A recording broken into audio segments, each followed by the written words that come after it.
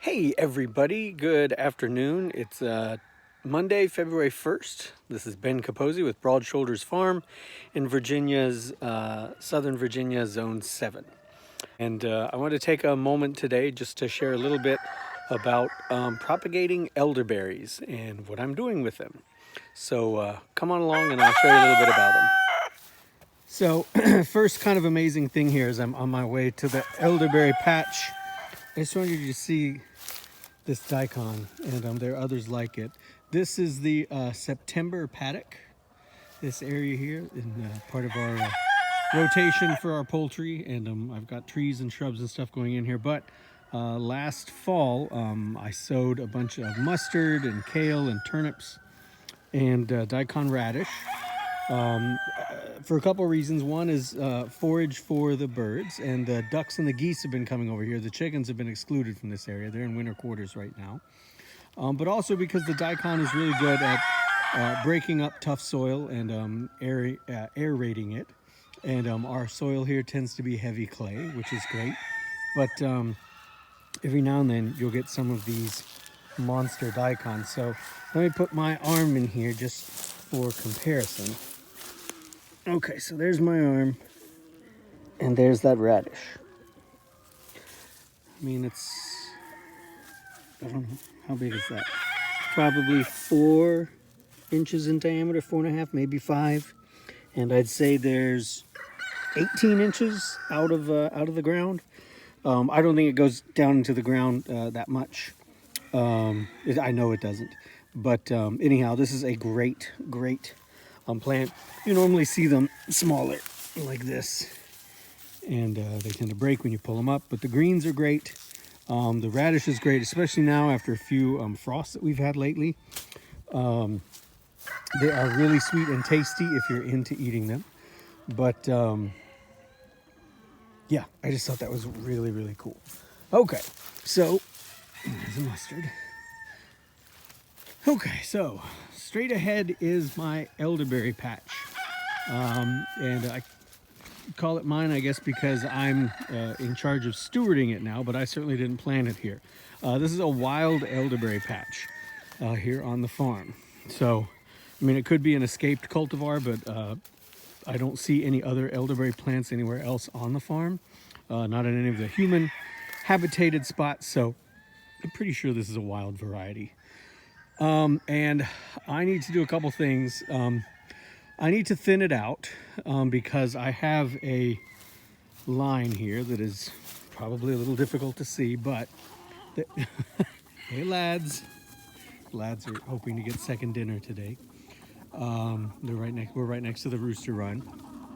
But I have an alternating line here of blueberries and Trent berries, which is a huckleberry blueberry cross, and then a place for an elder, and then a blueberry, and then a Trent berry, and then a place for an elder, yada yada yada, in this line that goes down through here. These are late ripening blueberries, so they should be ripe in September, so they are well suited for this paddock. And then there's also, you can see there are a mixture of apple and pear and persimmon trees over here as well. All the way to here, over to there. Now, there's elder, there's elder, there's elder, there's elder, elder. And elder is awesome. They grow really fast. They sucker very easily. They produce these big fry pan kind of umbelliferous, big flower heads. A giant, like dinner plate sized series of very tiny flowers. They're umbelliferous, little umbel-like flowers. And pollinators love them, and with correct pollination, all those little flowers turn into berries. And the berries are a fantastic medicinal if you have them once they're ripe and they're dark purple or black. They are great. In fact, they used to be the primary ingredient in cough syrup. They may still be in some varieties, but it's just kind of a great medicinal tonic. And they grow really easily and well.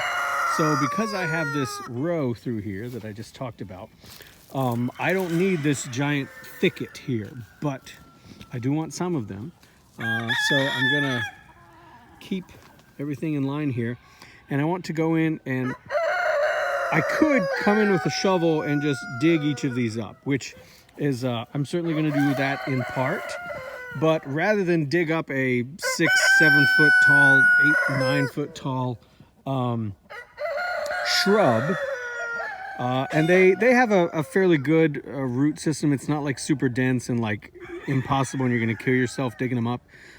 They come up not too difficultly, but I would much rather come in here with my loppers and cut these all about a foot or so, the ones that are going to eventually be moved, and cut them at about a foot or so above the ground. And then with the remaining part, the part that I cut off, I can use that to propagate these things like crazy. And one of the great things about growing plants is, especially food plants, is it's nice to work with something that kind of already grows like a weed and that doesn't need a lot of attention from you.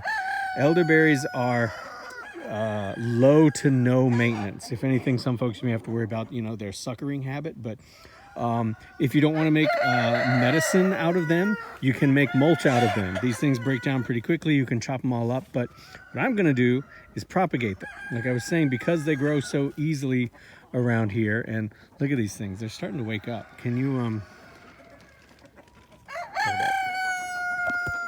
sorry. You see the little green there? Little green here. Right, it's February 2nd. The weather's been crazy. Lots of the plants are confused.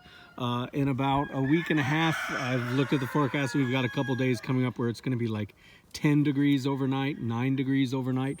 But then those same days, it's going to be like 46 in the afternoon. So, maybe we're going to get an early spring, but I'm not going to plan on that. But even though these are starting to wake up, it's not too late to propagate them. And how do you propagate them? It's freaking easy peasy.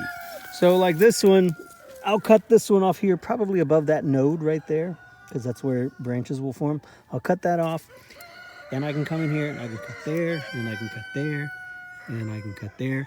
And every one of these shafts, every one of these chunks that I cut off that's, 8, 6, 10 inches long, you can literally just stick it in the ground wherever you want your new elderberry plant to be, and it will put out a ton of new growth this very year. Like, it's February, it will put out a bunch of leaves and grow all summer long.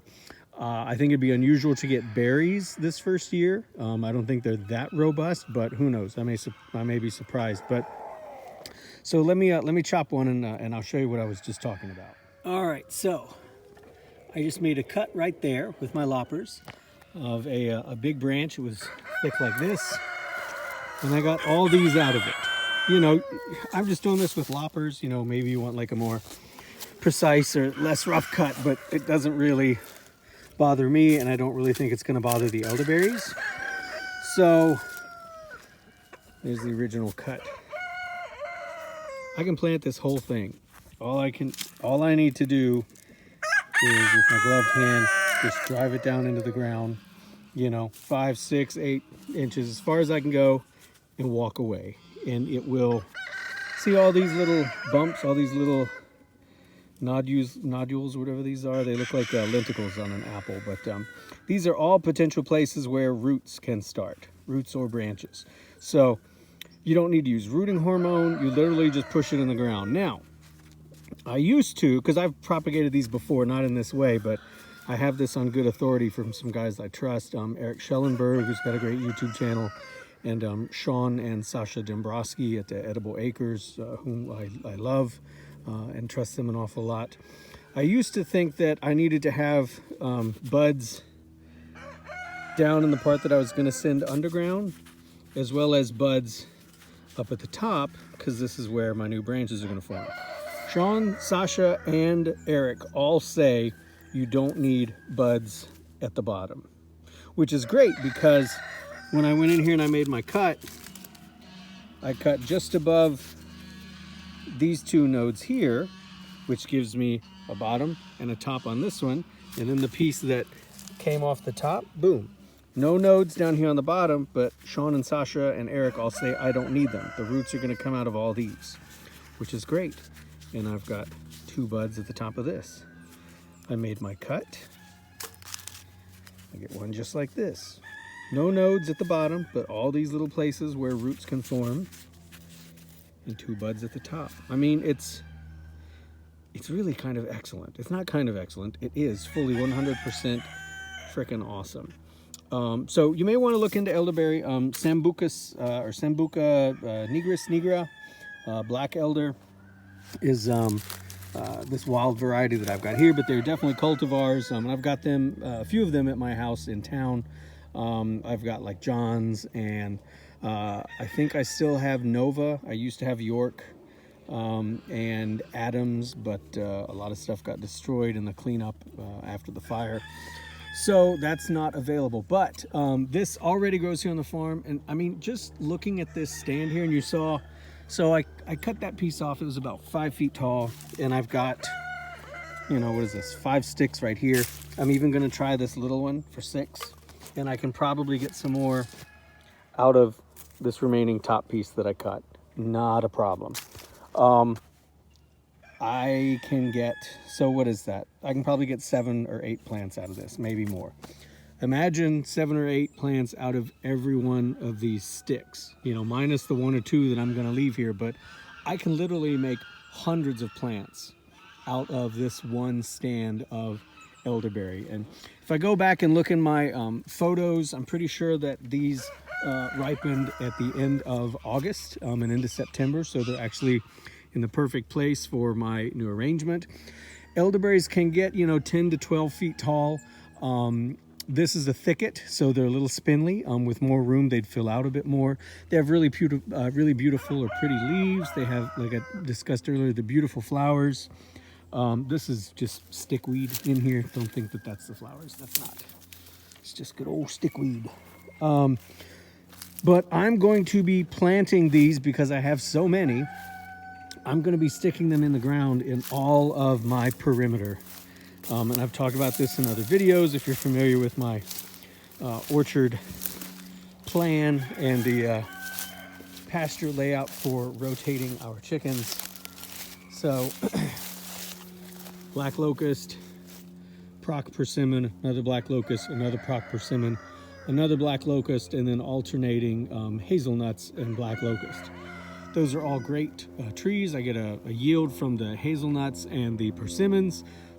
The black locusts are to make mulch and fix nitrogen in the soil and provide gorgeous, delicious, tasty flowers and nectar for me, as well as the bees, to get more pollinators in the garden, or up here at the orchard. But I can literally just walk down the row here and stick an elder, I don't know, every 3 feet, every 2 feet. Like, I think there's 10 feet between this black locust and this proc. And I could put comfortably I could probably put 3 elders in here. And you say, well, you know, look, they get to be like 7, 8, 9, 10, 12 feet tall. That's not really gonna work. These things are freaking easy to manage as all get out. I can come in through and I can chop and drop the whole thing and help make mulch to protect the other trees that I really want. I can let them, you know, flower. In fact, in a commercial setting, the management of elders involves literally cutting them down at the ground level every year. And they, in the same year, once they have a root system established that you cut them to the ground, they put up all fresh growth and bear fruit in a commercial setting. So they're not a delicate plant. And I have, even though this, you know, modest, I don't know, 10, 15 square feet here area of this stand, I don't have to treat these as if they were precious. You know, they're not a grafted fruit tree that is going to require some babying for a little while. I am going to plant these all over the place. And you know what? Any that pop up where I don't want, if I change my mind later, they're not that hard to remove. And I can pull them out and put them somewhere where they're more useful. I can sell them. Yeah, so plant elders. There's lots of other videos online. You can look around and learn more about the benefits of this plant, but you can use it for insects, you can use it for pollinators, you can use it to feed bees, you can use it to feed and improve the health of your family, you can use it to feed and improve the health of your flock. They're just pretty to look at, low, no maintenance, and just a really wonderful, wonderful plant. So I hope that you enjoyed this. Questions, comments, concerns are always welcome. And stay tuned. I will definitely do an update later on when these start growing, and you can see how they do. And you can see that I was right. Fingers crossed. I'm pretty sure this is right. And I have propagated these before. Like I said, not in this way. Usually what I would do is I would put them in the pot with a little bit of rooting hormone and then just forget about them, and they would, you know, completely do fine.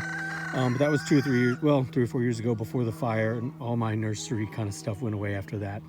But this is a newer, simpler way to do it that I have learned from the folks that I mentioned, and I'm happy to pass it on to you all. And good luck, whatever you do. All right, I'll talk to y'all later. Hope you're having a great day. Please stay safe, and I'll catch you in the next video. Bye-bye. Hey everybody, real quick, just a couple extra notes that I forgot to mention. Number one, I'm able to do this here at my farm, and I put my glove on and I just, you know, on this one I get down firm and I drive it in. On the others where it's just a single, I just use the palm of my hand and I drive these right in. I can do that because we've had a very wet winter. Like, we haven't had any days below like 15 degrees. The ground here is not frozen, and it is super, super soggy. So that's one, that my situation is a little different than yours. If you've got frozen soil, you would probably want to pot these up and grow them that way. Number two, I thought of another great reason to grow these is because they grow so quickly. If you have hawk or other aerial predation problems with your chickens, which I do, this is a great way to get up some shrubs that your birds can hide under really, really fast, like in a season. So I just wanted to throw those two things out there. Oh, and a third thing, a third and a fourth thing. Elder do really well in wet, soggy conditions. They'll do fine in dry ground, but they're one of the few plants that does not mind wet feet at all. So if you've got some soggy, sopping wet ground, elder is a great plant to use that. And also, elder can handle heavy shade. Your fruit production may be lower, but in terms of generating biomass, it will do just fine. So just two more reasons that I didn't want to leave out why you should consider planting elder and propagating them, and how easy and useful they are. I mean, a medicinal plant that works with wet feet, works in the shade, protect your chickens and protect your respiratory health. It's a great plant.